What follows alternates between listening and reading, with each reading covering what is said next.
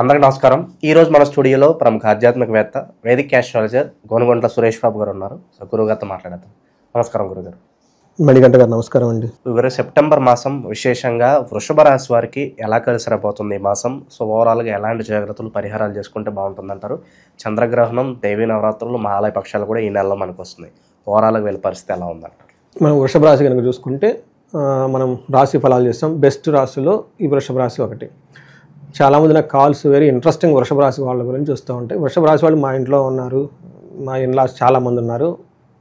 కొంచెం అటుగా చెప్తే అంటే నాకు ఫీడ్బ్యాక్ ఇచ్చేస్తారు అనమాట. అంటే కేర్ఫుల్గా ఉండాలి చెప్పేటప్పుడు పర్టికులర్గా ఈ వృషభ రాశి గురించి.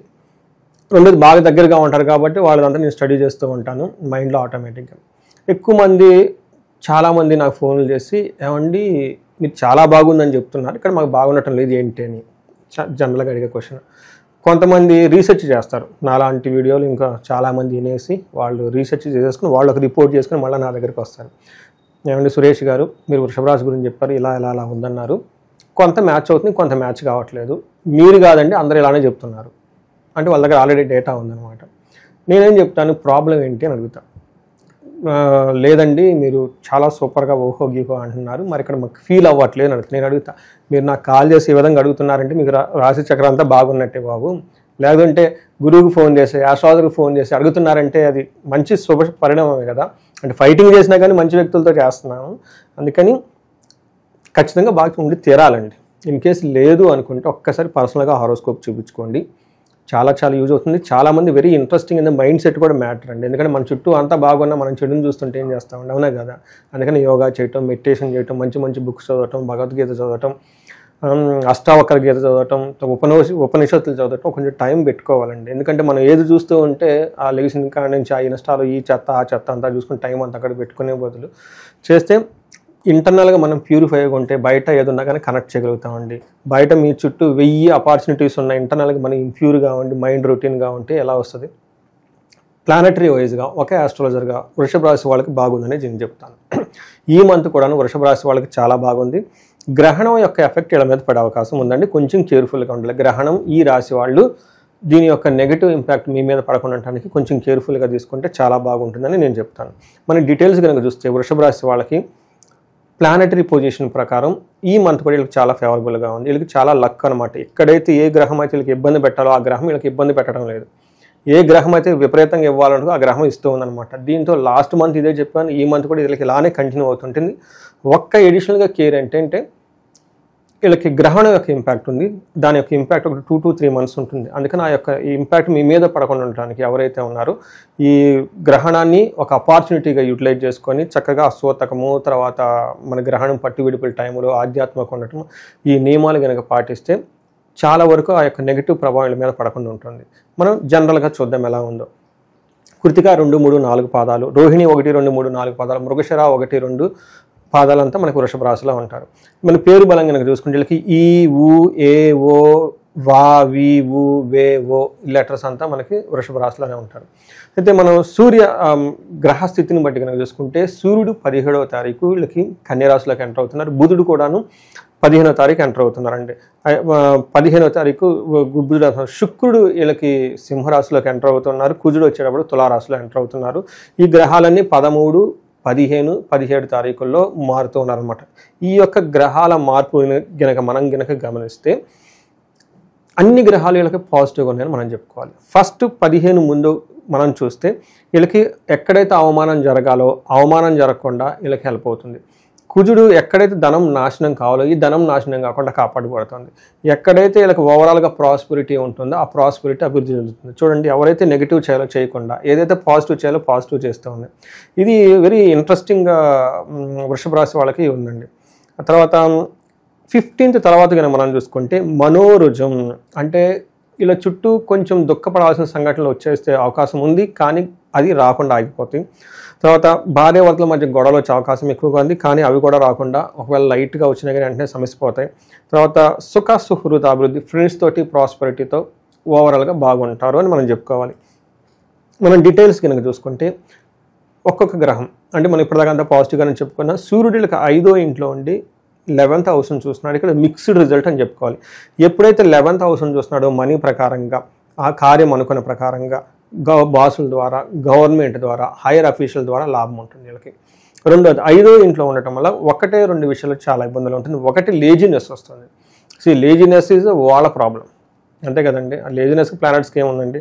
రెండోది దేహలాస్యం, అంటే లేజినెస్గా ఉండటం, మనస్తాపం, ఊరక ఏదో బాధపడుతూ ఉంటారు. అంతేకాకుండా సుహృద్వేషం, ధన వ్యయం, స్నేహితుల వల్ల ఇబ్బంది వచ్చే అవకాశం ఎక్కువగా ఉంటుంది. ధనం వ్యయం కూడా అవకాశం ఎక్కువ ఉంటుంది. మూడోది బుద్ధి చాంచల్యం, మైండ్ అటు ఇటు ఊగుతూ ఉంటుంది.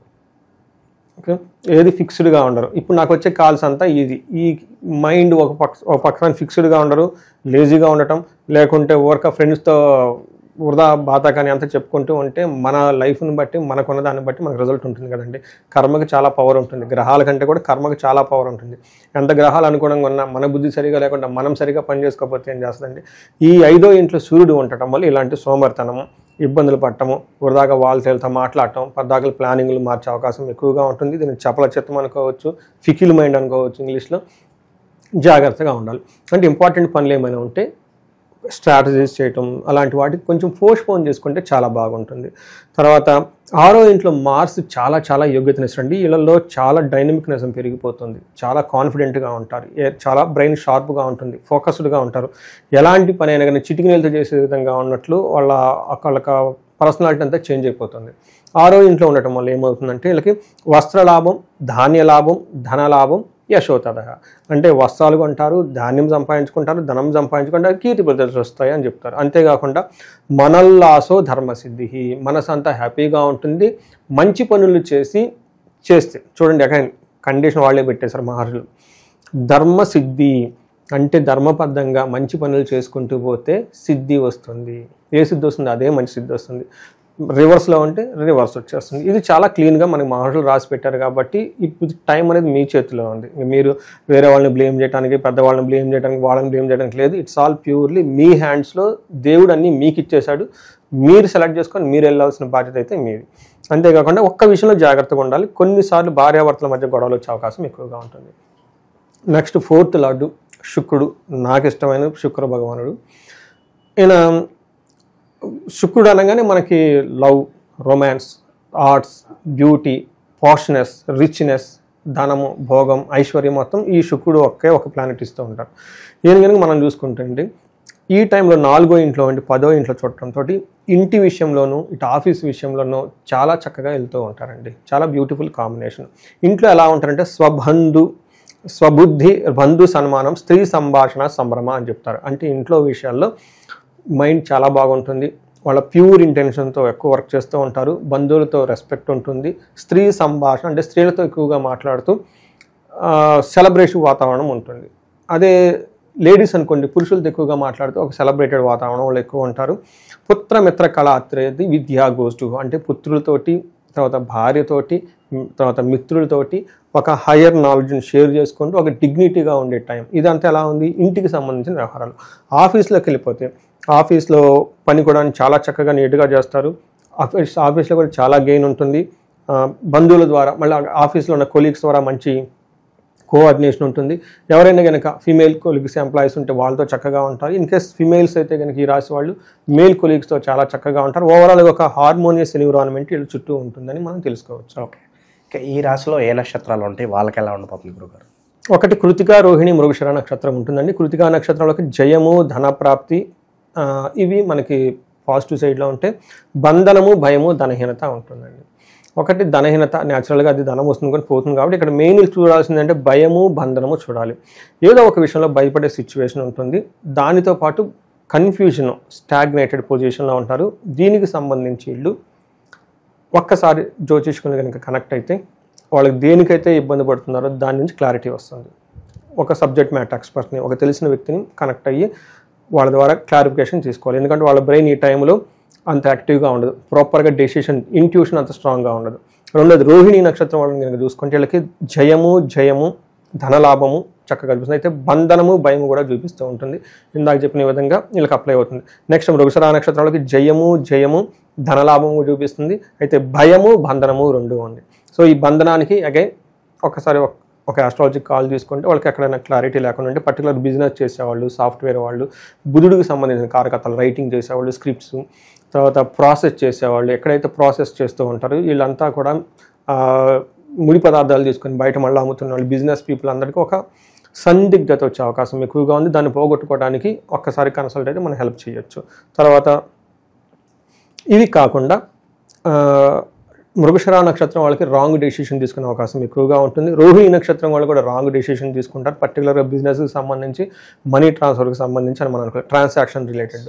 కృతికా నక్షత్రం వాళ్ళకి కార్యహాని, ఏదైనా కనుక పని చేస్తే ఆటంకాలు వచ్చేసి ఇబ్బంది పడే అవకాశం ఎక్కువ ఉంటుంది. ఇక విశేషంగా వృషభ రాశి వాళ్ళకి ఈ మాసం బాగా కలిసి రావాలంటే ఎలాంటి పరిహారాలు చేసుకుంటే బాగుంటుందంటారు? ఫస్ట్ బాగున్న వాళ్ళు అందరూ ఫోన్ చేయని అవసరం లేదు, చక్కగా సెలబ్రేట్ చేసుకోండి. ఎవరైతే నిజంగా బాధపడుతున్నారో నాకు ఫోన్ చేయండి. ముందు కన్సల్టేషన్ తీసుకోవడం తర్వాత విషయం, డబ్బులని ముందు నాకు తెలుస్తుంది అసలు వీళ్ళు ఎందుకు రియల్గా లేదనేది, ఒక స్టడీ రీసెర్చ్ లాగా. అందుకని చెప్పేసి ఈ వీడియో చూసిన ప్రతి వాళ్ళు ఖచ్చితంగా బాగుంటారు. మీరు బాగలేదని మైండ్ తీసేసి చక్కగా చేయండి, పండుగలన్నీ సెలబ్రేట్ చేసేసుకోండి, ఉత్సాహంగా ఉండండి, అందరితో కలివిడిగా వెళ్ళండి, కలుపుకొని వెళ్ళండి, అంతా బాగుంది. నిజంగా మీకు కనుక బాగలేకపోతే, ఫైనాన్షియల్గా కనుక ఎవరైనా కనుక బాగలేరో, ఇంట్లో ఏమైనా కనుక ప్రాబ్లమ్స్ ఉన్నాయా, లేదంటే ఇంకా వేరే శత్రువుల యొక్క బాధలు ఏమైనా కనుక ఉంటే మనకు కనెక్ట్ అయితే మనకు హెల్ప్ చేయొచ్చు. వీటితో పాటు నేను ఏం చెప్తానంటే, ప్రతి ఒక్కళ్ళు గ్రహణం యొక్క ఇంపాక్ట్ వీళ్ళ మీద ఉంది. గ్రహణం టైంలో కానీ ఇమ్మీడియట్గా రుద్రాభిషేకం చేయించుకుంటే చాలా చాలా ఉత్తమం. ఇంట్లో అందరు కలిసి చక్కగా కూర్చొని ఒక మహాన్యాసపరక ఏకాదశి రుద్రాభిషేకం చేయించుకున్న, దీంతో పాటు ఇంట్లో అందరు కలిసి మన్యు పాశుపత అభిషేకం చేయించుకున్న చాలా బాగుంటుంది. ఇండివిజువల్గా వీళ్ళకి ఏ దశ నడుస్తుందో అవి కనుక చూసుకొని వాటితో పాటు జపాలు కూడా చేయించేస్తే ఒకటోసారి అయిపోతుందండి. 1 డే పూజ. ఏమవుతుందంటే మీరు చక్కగా హ్యాపీగా ఉన్నారు, ఈ చిన్న నెగిటివ్ షేడ్స్ కూడా వాళ్ళ మీద పట్టడం ఎందుకు, అంత బాగుంది కాబట్టి ఇది ఒకటి చూపించుకుంటే చాలా బాగుంటుంది. ఈ రాశి వాళ్ళు విపరీతంగా ధనం రావడానికి ఖచ్చితంగా మహాలక్ష్మి విశేష హోమం చేయించుకున్న తర్వాత, ఈ రాశి వాళ్ళు ఇంకా మనకి మనం ఏమంటే కుబేరు పాశుపత అభిషేకం చేయించుకున్న చక్కగా ధన ప్రవాహం వీళ్ళకి వచ్చేస్తుందండి. ఓకే, ఓవరాల్గా సెప్టెంబర్ మాసంలో వృషభ రాశి వాళ్ళకి ఏ విధంగా ఉండబోతుందో చాలా బాగా వివరించారు. హోప్ఫుల్లీ మంచి రోజులు వీళ్ళకి ఇలాగే కొనసాగాలని చెప్పి మనస్ఫూర్తి కోరుకుందాం గురుగారు. ధన్యవాదాలు. ధన్యవాదాలండి.